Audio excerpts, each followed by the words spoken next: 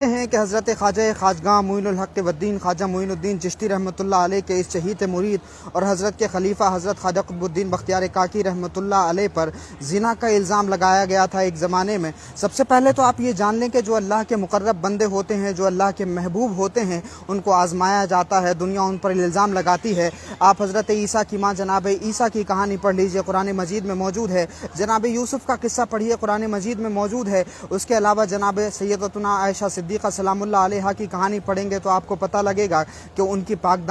دامنی پر بھی الزام لگایا گیا تھا۔ تو حضرت خواجہ قطب الدین بختیار کاکی رحمۃ اللہ علیہ پر بھی الزام لگایا گیا، اور وہ الزام یہ لگایا گیا کہ آپ نے کسی عورت کے ساتھ میں زنا کیا ہے، اور اس عورت نے خود اس بات کا اعتراف کیا۔ آپ کو پورا واقعہ سناتے ہیں، دل کو چھو لینے والا اور بہت ہی ایموشنل کرنے والا اور ہمارے ایمان کو مضبوط کر لینے والا یہ واقعہ میں آپ کو سناتا ہوں کہ حضرت خواجہ قطب الدین بختیار کاکی رحمۃ اللہ علیہ کو جب غریب نواز نے اسی دلی میں بھیجا تھا تو کلوگری میں آ کر کے حضرت نے اپنا قیام کیا تھا، اور اس وقت میں سلطان شمس الدین التمش کی حکومت تھی۔ سلطان شمس الدین التمش جب دلی کے بادشاہ تھے، حضرت خواجہ قطب الدین بختیار کاکی رحمۃ اللہ علیہ کی ولایت کا چرچا ہوا تو خود سلطان شمس الدین التمش حضرت خواجہ قطب الدین بختیار کاکی رحمۃ اللہ علیہ کے مرید ہوئے۔ حضرت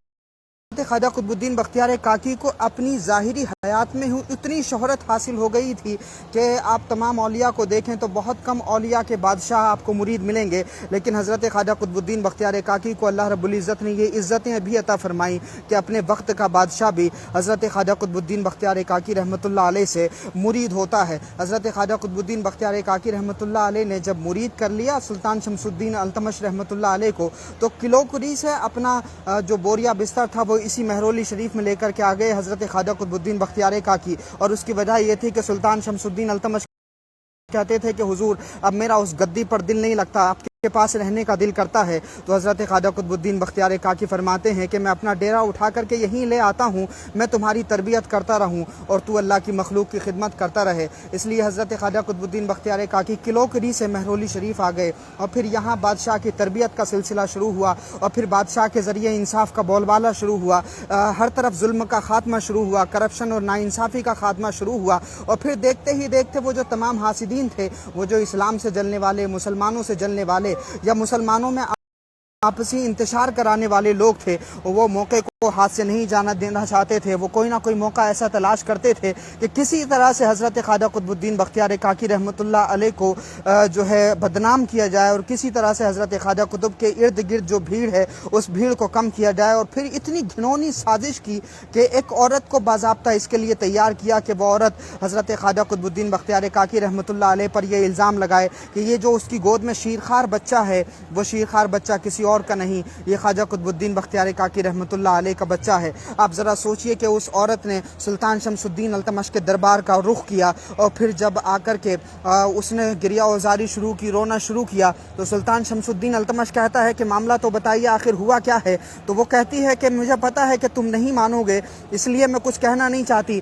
تو سلطان شمس الدین التمش کہتے ہیں کہ میرا انصاف ساری دنیا میں مشہور ہے، تم بتاؤ تو صحیح۔ تو اس نے کہا کہ ایک شخص میرا ناجائز شوہر بنا، اس نے میرے ساتھ میں ناجائز تعلقات بنائے، اور یہ بچہ اسی کا ہے۔ سلطان شمس الدین التمش کہتے ہیں نام بتاؤ، میں اس کی گردن اڑا دوں گا، فوراً انصاف کروں گا۔ تو وہ عورت کہتی ہے کہ تم انصاف نہیں کرو گے، تم نام سنو گے تو ہکا بکا رہ جاؤ گے۔ حضرت سلطان شمس الدین التمش کہتے ہیں تو جلدی نام بتا۔ اس عورت نے جب نام بتایا تو پوری دلی کی سانسیں رک گئی تھیں، اور وہ نام حضرت خواجہ قطب الدین بختیار کاکی رحمۃ اللہ علیہ کا تھا۔ وہ بدکار عورت کہتی ہے کہ میرے ساتھ میں خواجہ قطب نے جو ہے زنا کیا ہے معاذ اللہ، اور یہ بچہ انہی کا ہے۔ آپ ذرا سوچئے کہ دلی کا پیر اور ساری دنیا میں جن کی ولایت کے چرچے، اور دلی سنبھالنے کے لیے جن کو حضرت خواجہ غریب نواز رحمۃ اللہ علیہ نے بھیجا تھا، اس پیر پر آج ایک الزام لگایا گیا ہے، وہ بھی اتنا گھنونا اور اتنا بھدا الزام لگایا گیا کہ ساری دنیا آج تک اس کو شرمندگی مانتی ہے، اور جب بھی کسی پر یہ الزام لگایا جاتا ہے تو وہ آدمی نظریں اٹھانے کے لائق نہیں بچتا۔ آپ ذرا سوچئے کہ اللہ کے اس مقرب بندے حضرت خواجہ قطب الدین بختیار کاکی رحمۃ اللہ علیہ پر اتنا گھنونا اور اتنا بھدا الزام لگایا تھا، اور پھر آپ ذرا سوچئے گا کہ کیا سچویشن رہی ہوگی، کیا حالت رہی ہوگی۔ حضرت हज़रत ख्वाजा कुतुबुद्दीन बख्तियार काकी का नाम जैसे ही सुल्तान शमसुद्दीन अल्तमश ने सुना तो वो गुस्से में आए और उन्होंने कहा कि अपनी ज़बान संभाल के बात कर। वो खातून कहती है कि मुझे पता था कि तुम नहीं मानोगे, इसीलिए मैं नाम नहीं बताना चाहती थी। अब सुल्तान शमसुद्दीन अल्तमश हक्का बक्का हैं, वो गोया दुआ करते हैं कि बारी ताला अभी क़यामत बर्पा कर दे ताकि ये फ़ैसला हो जाए। और हज़रत सुल्तान शमसुद्दीन अल्तमश ये सोचने लगे और फिर सुल्तान शमसुद्दीन अल्तमश कहते हैं कि आखिर मामला क्या है। हज़रत ख्वाजा कुतुबुद्दीन बख्तियार काकी रहमतुल्लाह अलैह तशरीफ़ फरमा है। जब ये बात सुनी तो पूरा हंगामा बर्पा हो गया और हर तरफ सन्नाटा छा गया। हज़रत ख्वाजा कुतुबुद्दीन बख्तियार काकी पर ये इल्ज़ाम लगा और फिर काजी ने अदालत में हज़रत को बुलवाया और हज़रत ख्वाजा कुतुबुद्दीन बख्तियार काकी रहमतुल्लाह अलैह के ख़िलाफ़ तमाम गवाह भी मौजूद हो गए और गवाहों ने भी गवाहियाँ पेश कर दी कि हाँ ये बच्चा इन्हीं का है। कुतुबुद्दीन बख्तियार काकी रहमतुल्लाह अलैह दिल्ली में सबसे बड़े पीर माने जाते थे और हज़रत ख्वाजा कुतुबुद्दीन बख्तियार काकी रहमतुल्लाह अलैह को एक ज़माना जानता था। जब ये इल्ज़ाम लगाया गया ख्वाजा कुतुब पर तो हज़रत ख्वाजा कुतुबुद्दीन बख्तियार काकी को अदालत में भी पेश किया और काजी ने फिर वो तमाम मामलात की सुनवाई भी शुरू की। लेकिन आप देखिए कि मामला जो है वो हज़रत ख्वाजा कुतुबुद्दीन बख्तियार काकी रहमतुल्लाह अलैह की मुखालिफत में था और जो गवाह थे उन्होंने भी गवाही पेश कर दी थी कि कुतुबुद्दीन बख्तियार काकी ने ऐसा ही किया है। अब ऐसी हालात में जब शाम हुई, हज़रत ख्वाजा कुतुबुद्दीन बख्तियार काकी को जब वापस भेजा गया और अभी मामले को मुलतवी रखा गया, हज़रत ख्वाजा कुतुब जब बिस्तर पर हैं उन्होंने अपने पीर व मुर्शिद हज़रत गरीब नवाज़ रहमतुल्लाह अलैह की तरफ लो लगाई और हज़रत गरीब नवाज़ से अर्ज़ करते हैं कि मुर्शिद मैं कोई लावारिस तो नहीं हूँ, मैं कोई ऐसा तो नहीं हूँ कि जिनका कोई वारिस नहीं है। आपने मुझे दिल्ली भेजा है और आज ये इतना घिनौना और भद्दा इल्ज़ाम मुझ पर लगाया गया है। यही सोचते सोचते हज़रत ख्वाजा कुतुबुद्दीन बख्तियार काकी रहमतुल्लाह अलैह की आँख लग गई और जब आँख लगी तो हज़रत ख्वाजा कुतुबुद्दीन बख्तियार काकी को हज़रत गरीब नवाज़ रहमतुल्लाह अलैह ने ख्वाब में इरशाद फरमाया कि परेशान ना हो, मैं दिल्ली आ रहा हूँ। चुनांचे जब अगले दिन सुबह का सूरज निकला और अदालत फिर से लगी तो हज़रत ख्वाजा कुतुबुद्दीन बख्तियार काकी अपने मुरीद सुल्तान शमसुद्दीन अल्तमश से कहते हैं कि मुझे 3 दिन की मोहलत दे दो, मेरे मुर्शिद आने वाले हैं। लोग कहने लगे जी ये रूहानियत के फ़लसफ़े हमें ना बताए जाएं, जल्दी इंसाफ किया जाए, जल्दी फ़ैसला किया जाए, बादशाह जल्दी इंसाफ करते हैं। जब लोग चमगोइयाँ करने लगे और इस तरह की बातें करने लगे तो हज़रत ख्वाजा कुतुबुद्दीन बख्तियार काकी रहमतुल्लाह अलैह फरमाते हैं कि जो चाहो करो, फिर अब अगर इंतज़ार नहीं कर सकते हो तो जो चाहे किया जाए। सुल्तान शमसुद्दीन अल्तमश कहते हैं कि नहीं, जिस तरह से ख्वाजा कुतुब साहब कहते हैं 3 दिन की मोहलत दी जाती है और फिर आप देखिए कि जो तीसरा दिन आता है उस तीसरे दिन में जब असर की नमाज हो गई और तीसरा दिन भी ख़त्म होने वाला था और मगरिब की नमाज हो रही थी और उसी मगरिब की नमाज के वक्त ही जब तमाम लोग जमात में खड़े हो गए, पिछली सफ़ों में हज़रत ख्वाजा मोइनुद्दीन चिश्ती रहमतुल्लाह अलैह तशरीफ़ फरमा थे जो हज़रत ख्वाजा कुतुब के मानने वाले थे। उनकी सांसें रुक गई थीं और तकलीफ़ इतनी ज़्यादा थी कि परेशान हो गए थे हज़रत ख्वाजा कुतुबुद्दीन बख्तियार काकी के तमाम मानने वाले कि आखिर होगा क्या और किस तरह से मामला तय होंगे। हज़रत ख्वाजा कुतुबुद्दीन बख्तियार काकी रहमतुल्लाह अलैह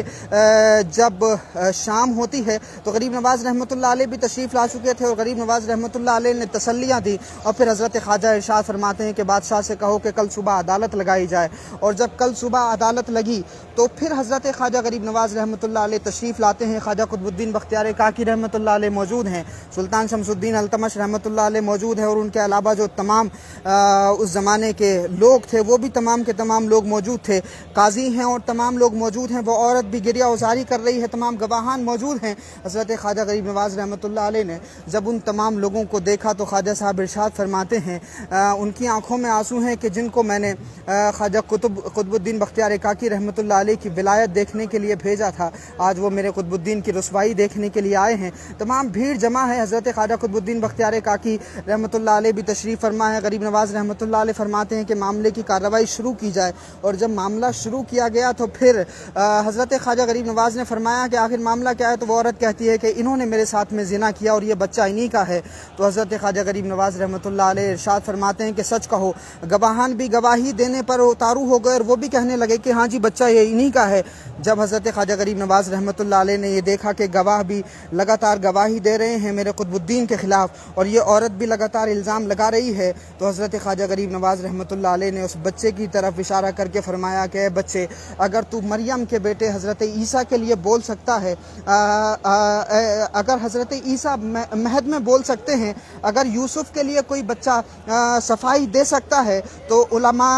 हुजूर हुजूर की उम्मत के उलमा भी बनी इसराइल के अंबिया की तरह हैं, तो मेरे कुतुबुद्दीन के लिए भी आज तो सारी दुनिया के सामने खुलासा कर दे। जब हज़रत ख्वाजा गरीब नवाज़ रहमतुल्लाह अलैह ने उस बच्चे की तरफ इशारा किया तो उस बच्चे ने माँ की गोद में ये कहा कि ये मेरे बाप नहीं है, मेरी माँ झूठी है, और इस मजमे में फ़लाँ जगह जो शख्स खड़ा हुआ है वही मेरा बाप है। तो आप देखिए कि जब हज़रत ख्वाजा गरीब नवाज़ रहमतुल्लाह अलैह ने उस बच्चे की तरफ इशारा करके ये बात फरमाई तो उस बच्चे ने साफ तौर से इजहार फरमा दिया कि ये मेरे बाप नहीं है। वो शीरखार बच्चा माँ की गोद में बोल पड़ा। ये बहुत बड़ी करामत हज़रत ख्वाजा मोइनुद्दीन चिश्ती रहमतुल्लाह अलैह की है। ख्वाजा कुतुबुद्दीन बख्तियार काकी रहमतुल्लाह अलैह की सफाई दी उस छोटे से शीरखार बच्चे ने, और फिर पूरी दिल्ली ने देखा कि कौन झूठा है और कौन सच्चा है। आप ज़रा सोचिएगा कि अपने वक्त के सबसे अजीम सूफ़ी, अपने वक्त के चिश्तिया सिलसिले के अजीम जानशीन और हज़रत बाबा फरीदुद्दीन मसूद गंज शकर रहमतुल्लाह अलैह पर यह घिनौना और भद्दा इल्ज़ाम लगाया गया था,